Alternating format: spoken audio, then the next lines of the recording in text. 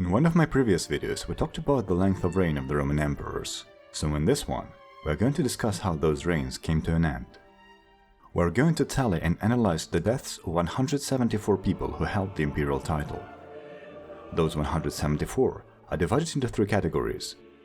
The 76 who ruled before the permanent split are in the first one, in the second one we got the 13 Western emperors, and the leaders of the Eastern Empire from Arcadius to Constantine XI are in the third category. It's not easy to determine the exact cause of death for each emperor. For some, the accounts are sparse or conflicting, and for the rest, we have to deal with the fact that ancient historians weren't medical professionals. I try my best to match stuff like dying of grief and ancient Jewish curse to some actual medical terminology, but keep in mind that I am not a medical professional either. There's also a possibility that everyone who's listed as a natural death could have been poisoned by Livia or something, but since there is no way of knowing the truth for certain, we'll just have to use our best guesses. So with that out of the way, let's begin. In the Roman history community, emperors' deaths are a big meme. The most popular joke is about how every single emperor was stabbed by the Praetorian Guard. When we are finished with our first category, we're going to find out how much truth there is to this. Out of 76 emperors from Augustus to Theodosius, there are 3 whose cause of death is highly uncertain. Diocletian's death is a coin toss between a natural cause and suicide. Valerian died in Persian captivity, so some accounts say that he was executed, and others say that he lived a comfortable life and died of old age. Finally, for Gordian III, there are sources suggesting that he either died in battle, was assassinated, or succumbed to an illness, so I'm also keeping him in the unknowns. Out of the remaining 73, 22 have died of some kind of natural cause. Those natural causes include various illnesses, both chronic and acute, as well as 3 cases of stroke. The first of stroke victims, Nerva, actually died not immediately from a stroke, but of illness shortly after suffering one. The second one was his adopted son Trajan, and the third is probably the most famous occurrence. Valentinian I got so angry at Quadi envoys that he burst a blood vessel in the brain and died. The exact illnesses are generally hard to attribute. In some cases the condition is chronic and apparent, like gout, which took the life of Septimius Severus, or dropsy, which was the demise of Theodosius. But in most cases we have to rely on the timing of death and our interpretation of symptoms. Major pandemics of Antonine and Cyprian plague contributed relatively little to the total imperial death toll. The only victim of Antonine plague was Lucius Verus, and Cyprian plague only killed Hostilian and Claudius Gothicus. I was initially surprised by how few emperors died in those pandemics, but it actually makes sense. With the Antonine plague, we see that if the disease does not kill the current emperor, then it doesn't get a chance to kill another one until some other cause will take the first one's life. And with the Cyprian plague, we have a diametrically opposite case. During the 3rd century crisis, the average life expectancy of emperors was so low that only a few of them got the chance to catch the plague while in office. When it comes to common infections, the top 3 candidates for Roman citizen in antiquity were malaria, dysentery and tuberculosis, with an honorable mention going to typhoid fever. Sometimes the reported symptoms provided with an educated guess. The fact that Vespasian shat himself before meeting the gods is a pretty good indicator of dysentery. In most other cases, however, we have to just write it off as unspecified disease. For the deaths in and around the city of Rome, malaria is probably by far the strongest candidate. The seasonal mortality graphs show a doubling of death rate in late summer and early fall, which can be attributed to the annual outbreaks of malaria that occurred in that season. These datasets are separated by 400 years, but show a very similar pattern, so we can conclude that malaria remained one of the leading causes of death throughout the history of the classical empire. But for an early Roman emperor who wanted to keep his life, the disease was not the number one concern. His reign was much more likely to come to a violent end. To meet that definition, we first need to exclude the accidents. These are Jovian, who choked on fumes in his sleep, and Carus. Carus's death is kind of a mystery, since the most famous version is that he was struck by lightning.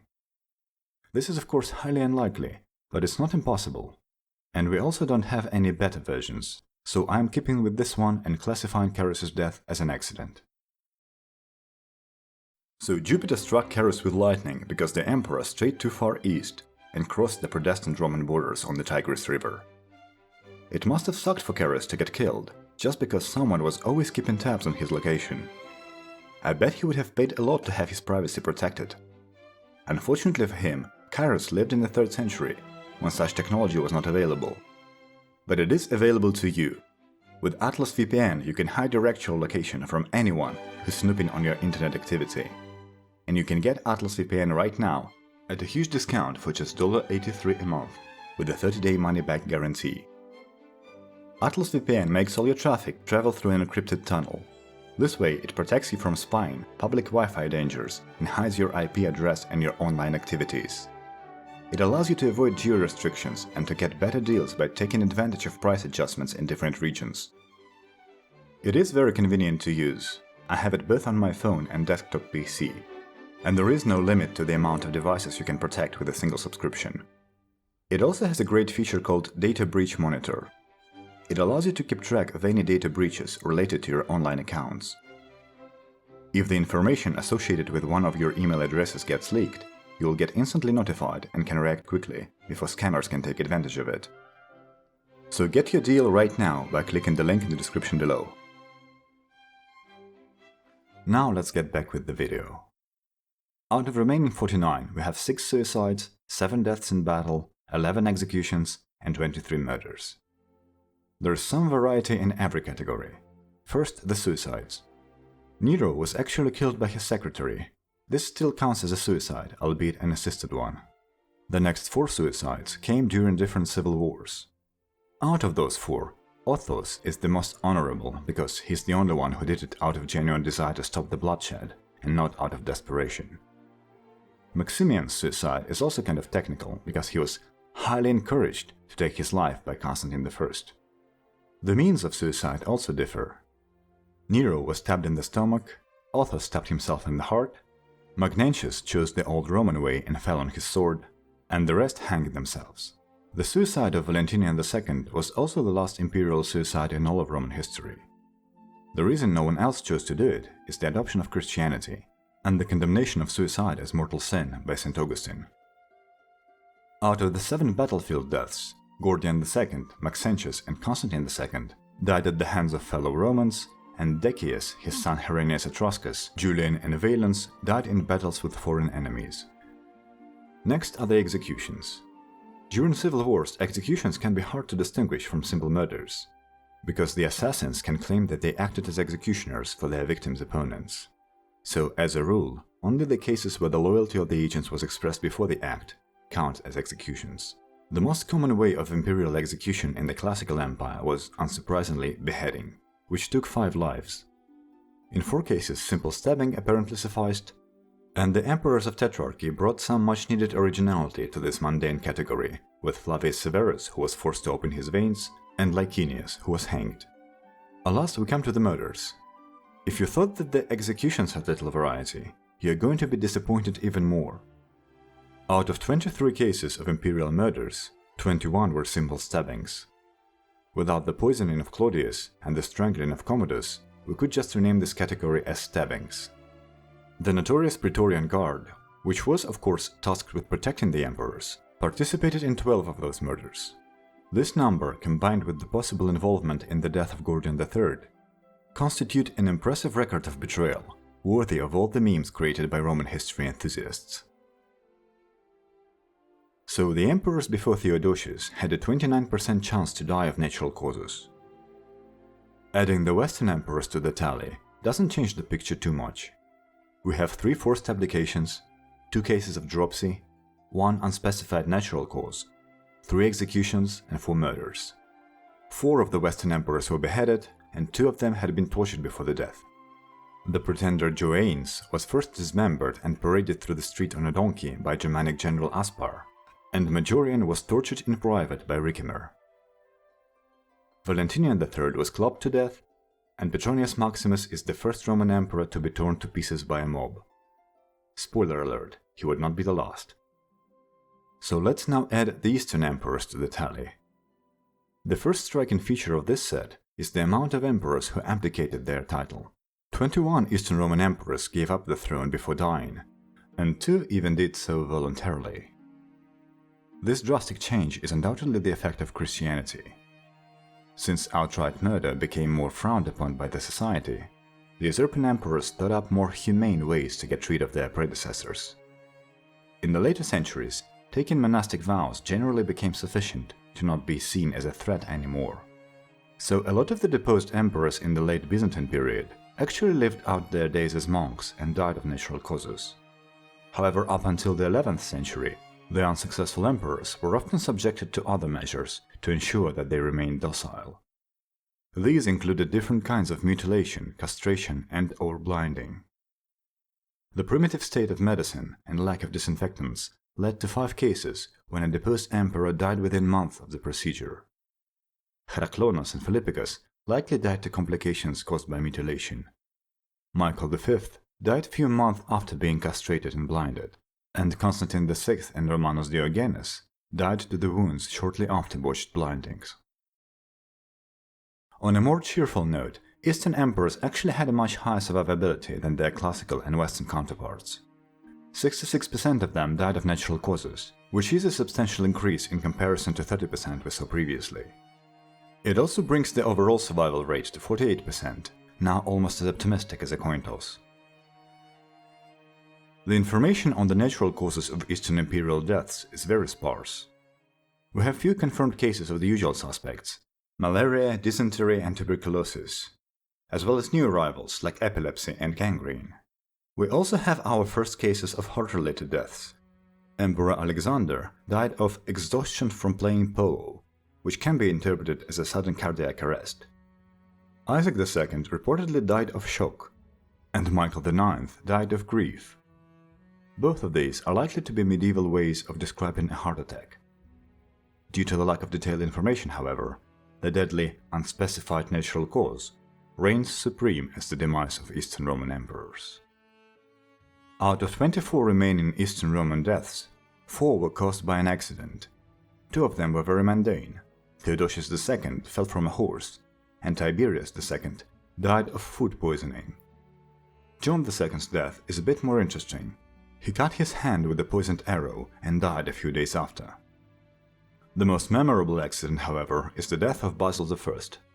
Basil's belt was caught in the antlers of a deer, and the animal dragged the emperor for 29 kilometers. Basil died of wounds shortly after. I think it goes without saying that in all of those accidents, including the 2 from earlier history, a conspiracy was suspected. Well, except for the death of Theodosius II, no one doubted his ability to fall from a horse on his own. Of the remaining 20 deaths, 3 were caused on the battlefield. The last Roman Emperor Constantine XI died defending his city from the Ottoman Turks. Nicephorus I was ambushed by the Bulgars at Pliska and became a drinking cup. And his son Staurakius suffered heavy wounds in the same battle, was paralyzed, and died a few months after. There are 17 deaths left, and those are 11 executions and 6 murders. 6 Eastern emperors were beheaded, with an occasional prior dismemberment and being thrown into the sea. Basiliscus and his son were starved to death. Alexios IV was strangled. His successor, Alexios V, was thrown off the column of Theodosius by the Latins. And Andronicus I Comnenus joins Petronius Maximus as the second Roman emperor to be torn to pieces by the mob. This time, however, it was much more prolonged. Andronicus was tied to a post and exposed to the hatred of the Constantinopolitans for 3 days. There were way fewer imperial assassinations in the Eastern Rome, but these were much more original. Gone are simple stabbings by the guard. Out of 6 assassinations, no 2 are similar. Alexios II was strangled with a bowstring. Michael III was cut to pieces. Romanus III shared the fate of Claudius and was poisoned by his own wife. The 3 remaining assassination plots are the most impressive. Constans II was assaulted in the bathhouse and beaten to death with a soap dish. The enemies of Nicephorus II had to devise a whole Mission Impossible style plan, which involved scaling the palace walls under the cover of the night. And finally, Leo V was killed by the assassins who disguised themselves as choir singers. This brings our final tally to 82 natural deaths, with 37 being described as some kind of illness, 6 accidents, and 81 violent deaths. Of those 81, 6 were by suicide, 10 were suffered in battle, 23 emperors were executed, and 30 were assassinated. Now that everyone's dead, let's find out how it compares to the fate of an average person of the age. Detailed statistics like this are hard to find for antiquity. The best we can do is compare the average life expectancy and the prevalence of violent death.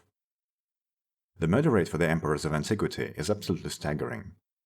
The fact that 60% of deaths were violent makes the Roman imperial title by far the most dangerous occupation of the ancient world. And even the 24% rate of the medieval emperors easily doubles the violent death statistics of any era. In one of the papers, I saw a very interesting observation. The authors compared the time to violent death parameter for Roman emperors with time to failure for engineering equipment. They both follow the same distribution. Faulty equipment fails quickly, just like the incompetent emperors are very likely to be killed early. But if the emperor manages to survive his first years, then the threat to his life drops significantly and only rises again at around the 15 years mark. This creates a distribution curve that looks like a bathtub and is very familiar to reliability engineers. The rise at the 15 years mark is what's called a wear-out period, the time when the engineering equipment is likely to suffer a failure because of fatigue and corrosion. As I have shown in my previous video, the average lifespan for a Roman emperor was around 50 years. The same figure for an average person of antiquity and the Middle Ages was around 33. But if we factor out infant mortality from both datasets, the average person wins out. A simple man born after 100 BC could expect to live up to a median age of 66, while a Roman emperor had to start planning his funeral right after hitting 50. The only time when the average life expectancy was lower was during the Black Plague, when it bottomed out at 45. Roman emperorship was certainly a job that came with a lot of baggage. If your foes didn't get you, the stress of ruling the empire was sure to cut your years by a decade or so. But the reward of having your name be remembered in history was an alluring prospect, so there was never a shortage of candidates. I hope you liked this video. If you have any remaining questions for me, feel free to ask them in the comments. I will put the link to my Google document in the description, so you can check data and compile your own statistics if you want. Also, be sure to check out my video about the oldest and the youngest emperors to get a more complete picture. Thanks a lot for watching till the end, and I will see you in the next one.